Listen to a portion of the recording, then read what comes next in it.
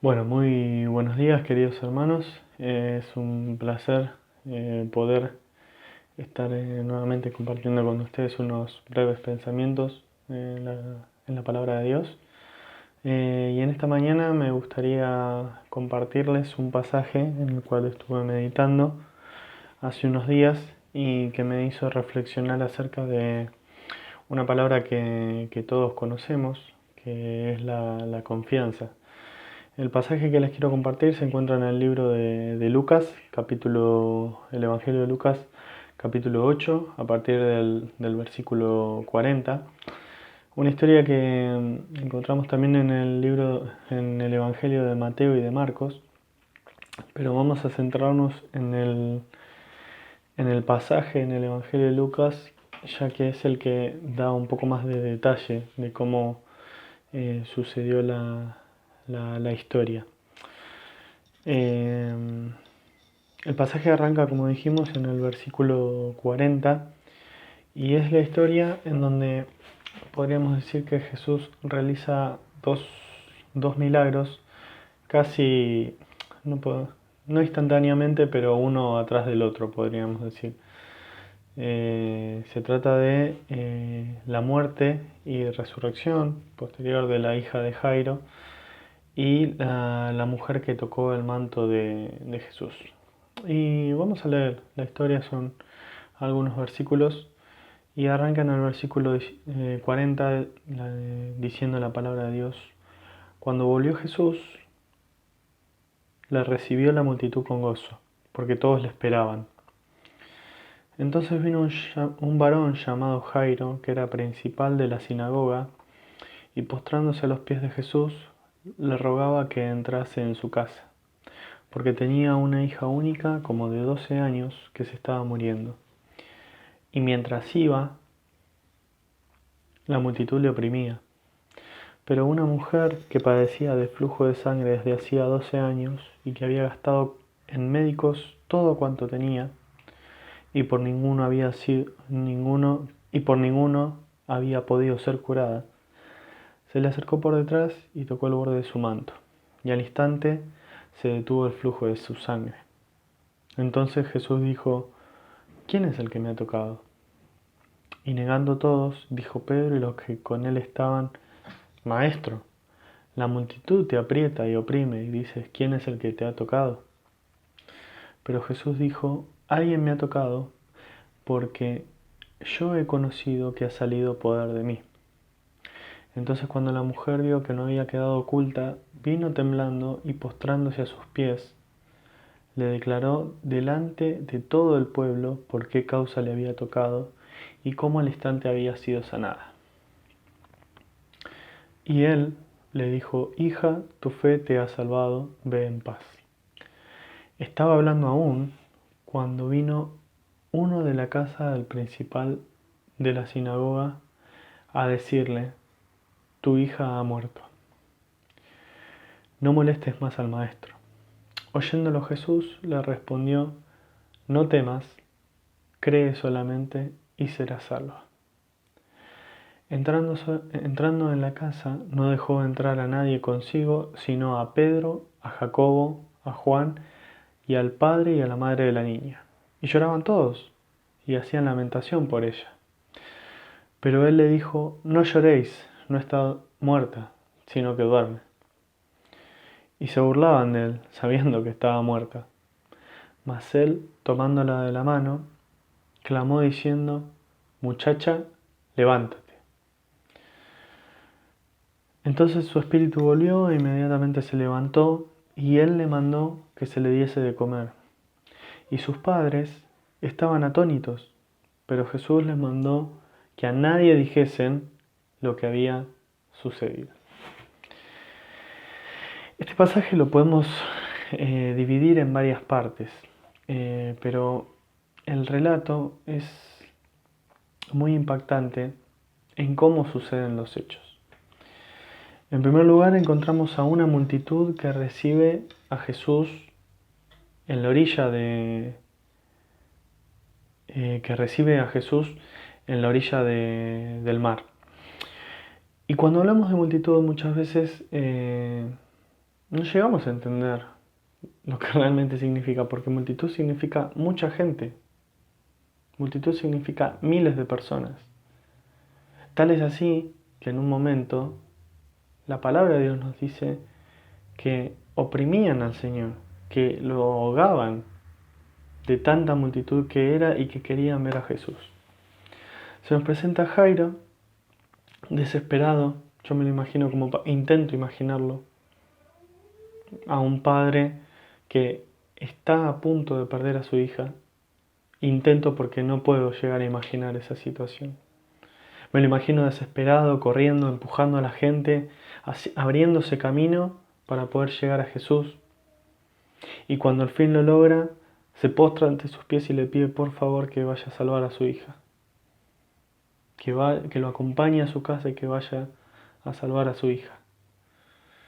Y no solo era un desafío llegar, sino que era otro desafío muy grande, el poder abrirse camino para volver a su casa.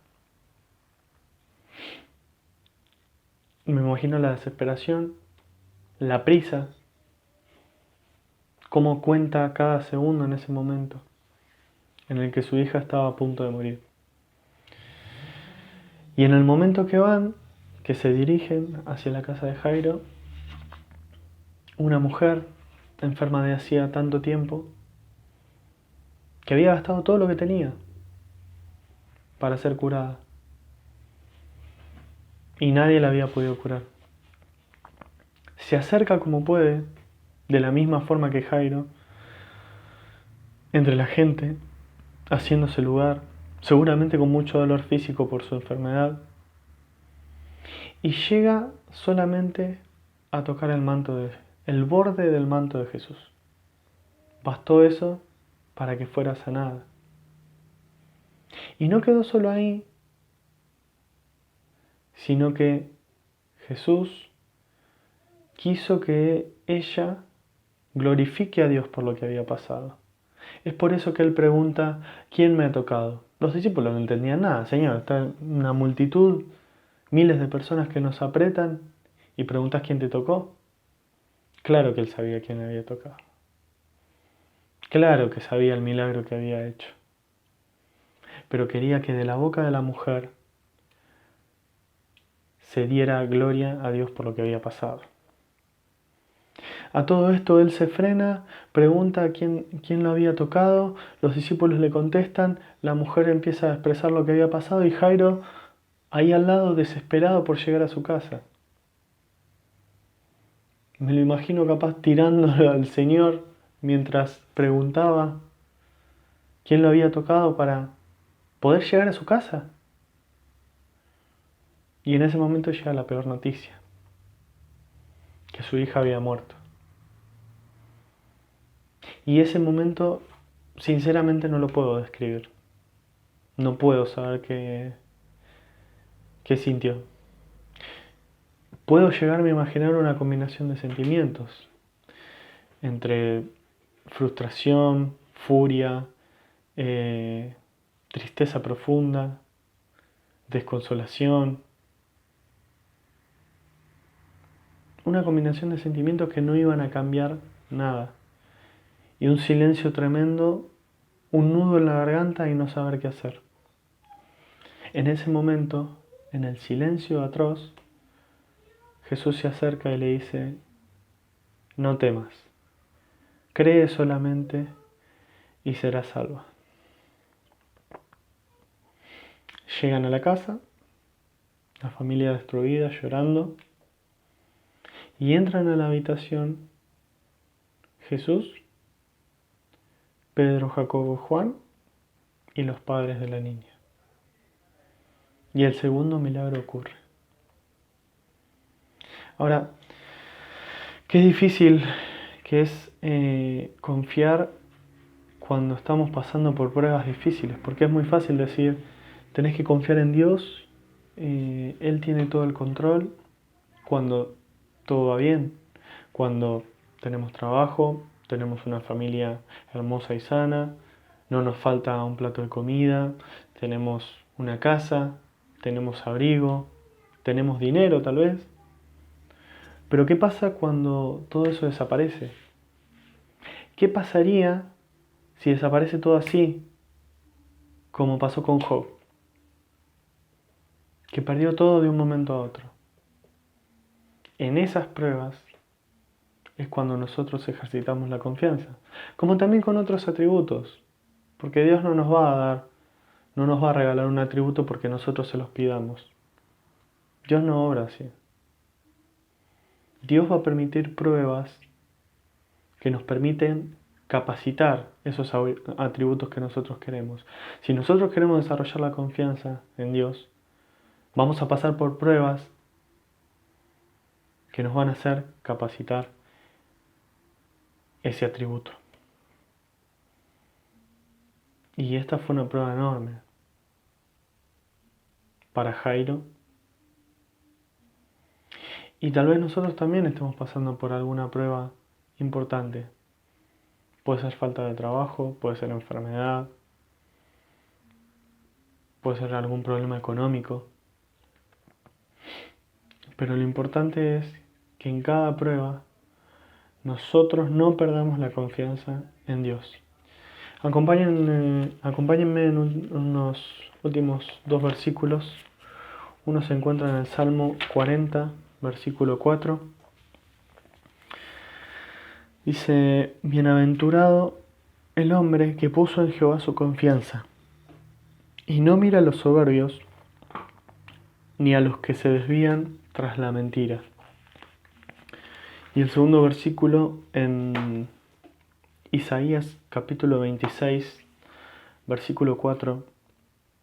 Confiad en Jehová perpetuamente, porque en Jehová el Señor está la fortaleza de los siglos.